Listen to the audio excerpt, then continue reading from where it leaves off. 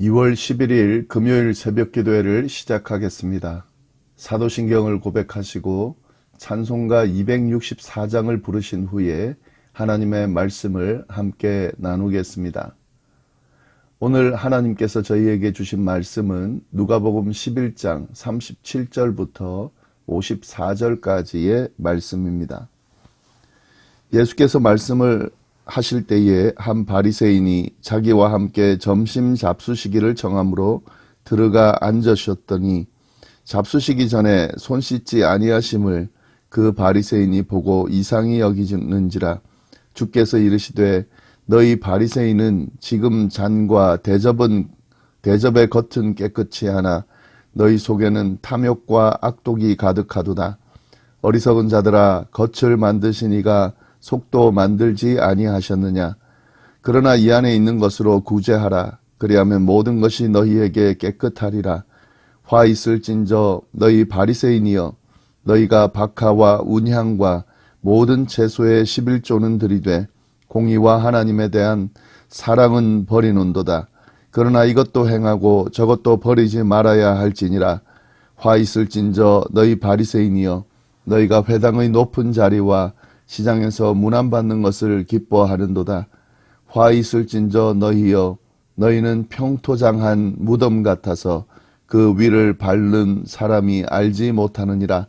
한 율법교사가 예수께 대답하여 이르되 선생님, 이렇게 말씀하시니 우리까지 모욕하심이니이다.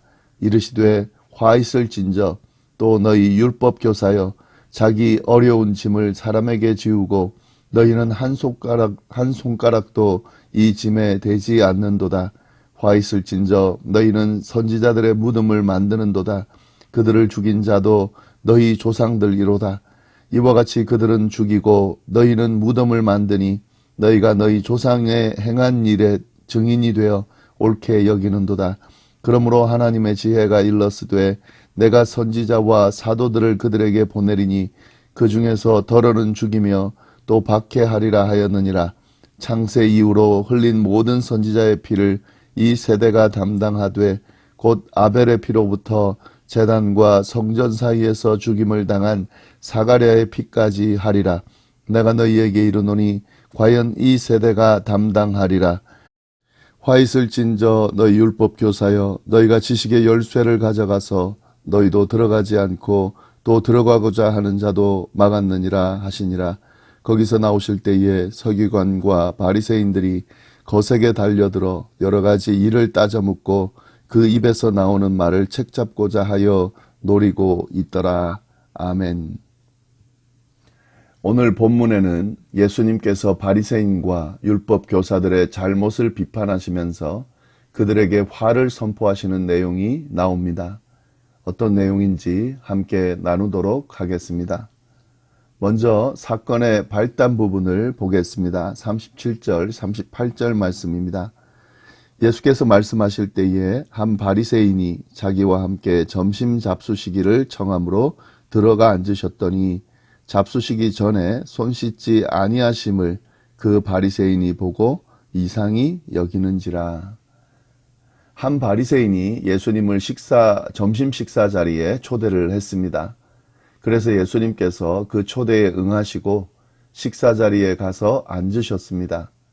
그런데 거기서 예수님은 식사를 하시기 전에 손을 씻지 않으셨습니다. 그 모습을 본 바리새인은 이상하게 여겼습니다. 여기서 이상하게 여긴다는 말은 깜짝 놀랐다는 의미가 있습니다. 예수님께서 식사하기 전에 손을 씻지 않는 것을 보고 초대한 바리새인이 깜짝 놀랐다 하는 내용입니다. 왜 바리새인은 깜짝 놀랐을까요? 그 이유는 식사 전에 손을 씻지 않는 예수님의 행동이 바리새인들이 지키던 율법 전통에 어긋난 행동이었기 때문에 그렇습니다. 유대인들은 식사를 하기 전에 손을 씻는 전통이 있었습니다. 율법과 전통을 철저하게 지키는 바리새인들이었기 때문에 식사 전에 손을 씻는 전통도 철저하게 지켰습니다. 그들은 손을 씻지 않고 식사하는 것을 이방인이나 하는 행위로 간주하고 있었습니다. 이런 관점에서 예수님의 행동을 보니까 놀랄 수밖에 없었던 것입니다. 유대인인 예수님이 당연히 손을 씻을 것이라 생각했는데 이방인처럼 손을 씻지 않으니 얼마나 당황스럽고 놀랐겠습니까? 그래서 이 바리새인이 그런 반응을 보인 것입니다. 그러한 바리새인의 모습을 본 예수님께서 어떻게 반응하셨을까요? 예수님은 그의 모습을 보면서 바리새인들의 태도에 대해서 비판적으로 평가를 하십니다. 39절 말씀입니다. 주께서 이르시되 너희 바리새인은 지금 잔과 대접의 겉은 깨끗이 하나 너희 속에는 탐욕과 악독이 가득하도다. 예수님께서는 바리새인들을 향해서 겉을 깨끗하게 하기 때문에 겉은 깨끗해 보이지만 사실 속으로는 탐욕과 악독이 가득하다고 지적을 하셨습니다. 식사 전에 철저하게 손을 씻으며 겉을 깨끗하게 하려고 애쓰지만 그들의 속을 보면 전혀 깨끗하지 않다는 말씀입니다. 단순히 깨끗하지 않은 정도가 아니라 탐욕과 악독이 가득하다고 말씀하셨습니다. 이것이 바로 바리새인에 대한 예수님의 평가입니다. 그러면서 예수님께서는 하나님 앞에서 겉뿐만 아니라 내면까지 깨끗이 해야 함을 강조해서 말씀하셨습니다. 40절, 41절 말씀입니다. 어리석은 자들아, 겉을 만드시니가 속도 만들지 아니하셨느냐? 그러나 그 안에 있는 것으로 구제하라. 그리하면 모든 것이 너희에게 깨끗하리라. 무슨 말씀이냐면 겉만 깨끗해서는 안 되고 속까지 깨끗해야 함을 강조하는 말씀입니다. 바리새인들로 하여금 그들 안에 탐욕과 악독을 버려야 한다는 사실과 더 나아가 선한 의도로 백성을 구제하는 것이 하나님이 원하시는 진정한 정결한 모습이라는 사실을 교훈하는 말씀이 바로 이 말씀입니다. 예수님께서는 이러한 교훈을 바리새인들에게 주시면서 바리새인들이 구체적으로 어떤 잘못을 하고 있는지 지적하십니다. 그렇게 지적하시면서 그들에게 화가 있을 것이라고 하시면서 세 가지의 화를 선포하셨습니다. 그 내용을 보겠습니다. 먼저 예수님은 바리새인들이 물질적인 11조는 드리는데 하나님께서 주신 그 11조의 의미는 버렸음을 지적하셨습니다. 42절 말씀인데요. 화 있을진저 너희 바리새인이여 너희가 박하와 운향과 모든 채소의 11조는 드리되 공의와 하나님께 대한 사랑은 버리논도다. 그러나 이것도 행하고 저것도 버리지 말아야 할지니라.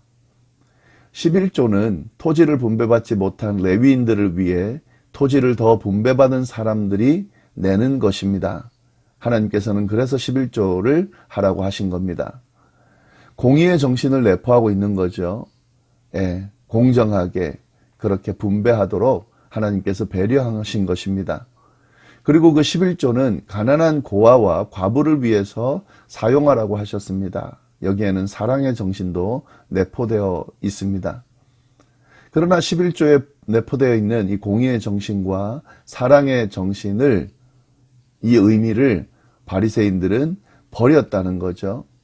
그리고 겉으로 형식적인 11조만 드리고 있다는 거죠. 이 부분을 지적하면서 예수님께서는 바리새인들에게 화가 있을 것이라고 말씀하셨습니다.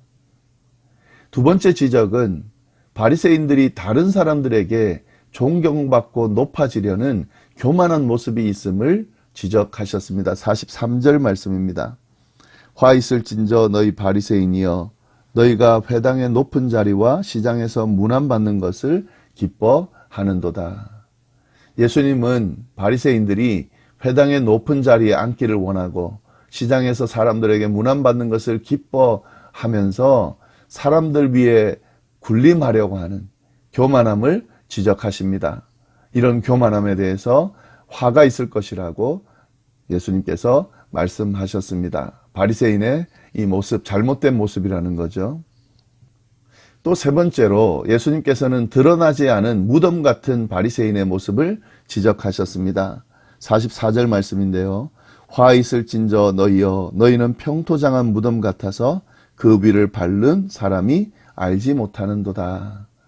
평토장한 무덤이라는 것은 드러나지 않은 무덤인데요. 바리새인들이 그렇다는 거죠. 바리새인들이 드러나지 않는, 알 수 없는, 구분할 수 없는 평토장한 무덤 같다 하는 거죠. 이 평토장한 무덤은 부지불식간에 사람들이 밟을 수가 있습니다. 무덤을 밟는다는 것은 불결해진다는 거죠. 예, 그러므로 이 평토장한 무덤은 사람들이 부지불식간에 밟아서 불결함을 전염시킬 수 있는 그런 무덤입니다. 내면에는 썩어 냄새나는 죄밖에 없는 무덤인데 겉으로는 무덤 같지 않은 그런 다른 사람을 속이는 모습, 그 모습을 지적하면서 마치 바리새인들이 이와 같다 하는 말씀을 하시는 거죠. 바리새인들은 손을 씻지 않고 식사를 하는 등 정결의 신경을 쓰고 그렇지 않은 사람들을 정결하지 않다고 부정하다고 그렇게 지적하지만 실제로 그 바리새인들이야말로 평토장한 무덤처럼 모르는 사이에 다른 사람을 불결하게 전염시키고 부정하게 만드는 그런 사람이라는 거죠. 그런 바리새인들에게 화가 있을 것이라고 예수님께서는 지적하셨습니다. 이 바리새인들에 대한 예수님의 지적 또 화가 미칠 것이라는 그 말씀을 보면은 이 진정한 의미, 진정한 율법을 지키는 것이 얼마나 중요한지, 겉으로 율법만 지키고 겉으로만 행동하는 것이 얼마나 잘못됐는지를 우리가 알 수 있게 됩니다. 겉으로는 겸손한 척, 섬기는 척 하지만 사람들에게 존경받고 높아지려고 하는 교만한 모습에 대한 지적이기도 하고요. 그리고 겉으로는 깨끗한 것 같지만, 겉으로는 정결한 것처럼 보이지만 사실 속은 무덤과 같은 썩은 냄새나는 그런 모습으로 사람들을 부정하게 만드는 그런 모습을 가지고 있는 것이 얼마나 잘못된 것인지 지적하고 있다 하는 거죠. 바리새인들과 같지 말라고 그렇게 말씀하시는 거죠. 이런 바리새인들을 향한 예수님의 비판을 한 율법 교사가 옆에서 듣고 있었던 것 같습니다. 그래서 그 율법 교사가 예수님께 말을 했습니다. 45절 말씀인데요. 한 율법 교사가 예수님께 대하여 이르되 선생님 이렇게 말씀하시니 우리까지 모욕하심이니이다. 바리새인을 향한 예수님의 비판은 결국 율법학자들까지 모욕하는 것이라고 한 율법학자가 생각한 거죠. 그래서 예수님께 반박하고 항의하고 있습니다. 그런 그를 향해 예수님께서는 율법 교사도 바리새인들과 똑같다라는 사실을 지적하면서 그들에게도 세 가지 화가 있을 것이라고 선포하셨습니다. 그 내용도 보겠습니다. 첫 번째 보시면은 예수님께서는 율법학자들의 위선을 지적하고 있습니다. 46절 말씀입니다. 이르시되 화 있을진저 또 너희 율법 교사여 자기 어려운 짐을 사람에게 지우고 너희는 한 손가락도 이 짐에 되지 않는도다. 예수님께서는 율법학자들이 다른 사람에게는 율법이라고 하는 엄한 짐을 지우면서도 자신들은 전혀 그 짐을 지지 않으려고 한다라는 사실, 그 사실을 지적하면서 그런 위선적인 모습을 가진 그들에게 화가 있을 것이라고 말씀하셨습니다. 이것이 율법학자들의 잘못이라는 거죠. 다음으로 또 지적하시는 것은 율법학자들이 선지자들을 죽인 사람들이라는 사실을 지적하고 있습니다. 47절부터 51절까지의 말씀인데요. 화 있을진저 너희는 선지자들의 무덤을 만드는도다. 그들을 죽인 자도 너희 조상들이로다 하고 쭉 이야기가 나오는데요. 율법학자들은 선지자들을 박해하고 죽이기까지 했다는 지적입니다. 여기서 말하는 선지자들은 구약의 선지자이기도 하지만 신약의 선지자들도 의미합니다. 율법학자들은 구약의 선지자들을 죽인 조상들의 후손이다라는 지적이고요. 그러면서 세례요한과 같은 신약의 선지자들도 죽이거나 또 그 이후의 선지자들을 죽일 사람이라는 사실을 지적하는 거죠. 율법학자들이 선지자들을 죽였다. 그거는 맞는 것이 아니죠. 잘못된 것이죠. 하나님의 말씀을 받은 사람들이 하나님의 말씀을 전하는 사람들을 죽인다는 것은 말이 안 되는 거지만 이 율법학자들이 그렇게 했다는 거죠. 예수님은 이 부분을 지적하면서 그들에게 화가 있을 것이라고 말씀하셨습니다. 마지막으로 예수님께서는 율법학자들이 하나님의 말씀에 순종하지 않았다는 사실을 지적합니다. 더 나아가서 자기가 순종하지 않을 뿐만 아니라 다른 사람들도 순종하지 못하도록 했다는 사실을 지적하면서 그들에게 화가 있을 것이라고 말씀하셨습니다. 52절 말씀인데요. 화 있을진저 너희 율법 교사여 너희가 지식의 열쇠를 가져가서 너희도 들어가지 않고 또 들어가지 아니하는 자도 막았느니라 하시니라. 율법학자들은 지식의 열쇠를 가지고 있는 사람들이었습니다. 하나님의 율법을 받은 그 율법을 해석하는 그런 능력을 부여받은 사람입니다. 그런 권위를 받은 사람입니다. 그런데 그런 권위를, 능력을 가지고 있음에도 불구하고 그 하나님의 말씀이 가지고 있는 진정한 의미를 이해하지 못하고 그 말씀 속으로 들어가지 않았다는 거죠. 그리고 다른 사람들도 들어가지 못하게 막고 있다 하는 거죠. 율법을 잘못 해석하고 적용함으로써 그렇게 자기도 잘못되고 다른 사람도 들어가지 못하게 하고 있음을 지적하시면서 그들에게 화가 있을 것이라고 선포하시는 겁니다. 바리새인과 율법학자들이 어떤 잘못을 행하고 있음을 예수님께서 정확하게 지적하시면서 말씀해 주셨습니다. 그리고 화가 있다고 선포하셨습니다. 사실 이런 선포는 그들에게 회개를 촉구하는 그런 말씀이면서 기회를 주시는 말씀이죠. 그들이 잘못하고 있다는 사실을 지적하고 그들이 빨리 회개할 것을 예수님께서 요구하신 거죠. 그런데 바리새인과 율법 교사들이 어떻게 반응했을까요? 53절, 54절 말씀을 보겠습니다. 거기서 나오실 때에 서기관과 바리새인들이 거세게 달려들어 여러 가지 일을 따져 묻고 그 입에서 나오는 말을 책잡고자 하여 노리고 있더라. 예수님께서 그렇게 말씀하시고 난 뒤에 거기서 나오실 때에 서기관과 바리새인들은 거세게 예수님께 달려들어서 여러 가지 질문을 질문을 하면서 몰아붙였습니다. 그러면서 예수님을 위협했습니다. 그러면서 예수님께서 하시는 그 말씀을 어떻게든 트집을 잡으려고 애를 썼습니다. 예수님께서는 그들에게 잘못된 것을 지적하시면서 회개하고 돌이키라고 말씀하셨는데 그들은 예수님께 무시당한 것에 대해서 반발심을 가지고 또 자신들의 죄가 그대로 정곡으로 찔리는 것을 견디지 못해서 회개하기는커녕 예수님을 향해서 예수님과 싸우기 위해 달려들은 것입니다. 바리새인과 서기관들의 이런 반응을 보면서 참 안타까운 마음이 듭니다. 예수님께서 그들의 잘못을 지적하고 회개를 촉구하고 있는데 도리어 그 기회를 놓치고 예수님을 대적하는 모습, 이 모습을 보면서 혹 우리의 모습은 아닌지 돌아보게 됩니다. 하나님께서 때로 말씀으로 우리에게 잘못된 것들을 지적하면서 그것들을 바꾸고 돌이키라고 기회를 주시는데 그 말씀을 그대로 받지 않고 내게 좋은 말씀, 그 말씀은 받으면서 내게 불리하거나 내 죄를 지적하거나 잘못된 것을 지적하는 것에 대해서는 거절하는, 도리어 하나님을 향해서 반박하는 그런 모습을 보일 때가 있는데 참으로 안타깝고 잘못된 모습이죠. 하나님께서 주신 기회를 기회로 받을 수 있는, 회개할 기회를 그대로 받고 그 회개한 이후에 주어지는 은혜를 누릴 수 있는 그런 사람이 돼야 되지 않을까 싶습니다. 오늘 이 말씀 우리 다시 한번 잘 보면서 하나님께서 주신 말씀을 잘 또 새길 수 있기를 바랍니다. 기도하겠습니다. 하나님 아버지 감사합니다. 귀한 날 주셔서 감사합니다.